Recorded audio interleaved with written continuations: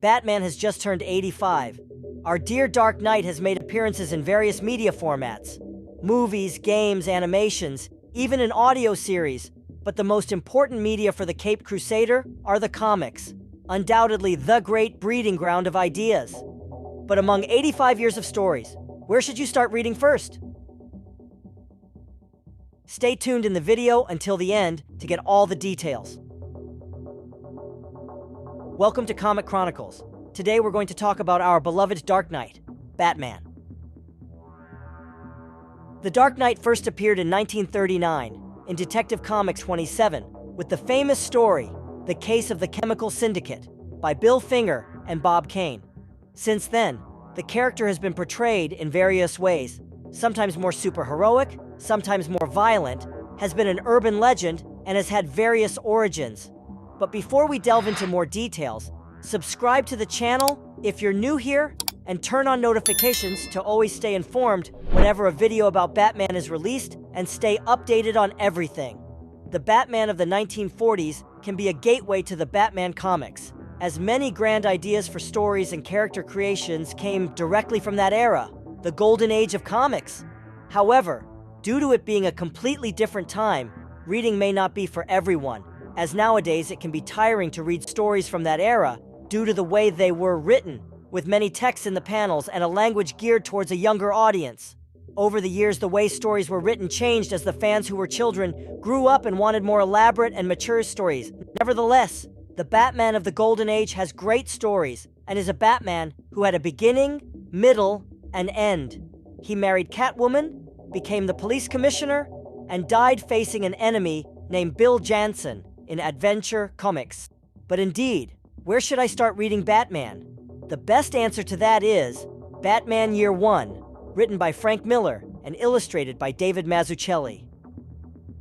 In the 1980s, after the mega event Crisis on Infinite Earths, DC decided to revamp the origins of its great heroes, and no one less than Frank Miller, who had written The Dark Knight Returns, was responsible for reimagining the origin of the Dark Knight. Thus came Batman Year One, one of the most famous and important works of the character. Year One, the story's spotlight is divided between Batman and James Gordon, following a noir, detective dynamic, bringing Bruce back to Gotham City after years of training, while Gordon has just been transferred from Chicago.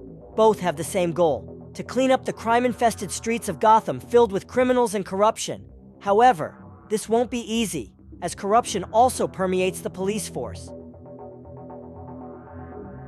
Batman studies the criminals before creating his costume, even disguising himself with makeup to walk around Gotham incognito, while Gordon confronts corrupt officers and also fears building his family in the city.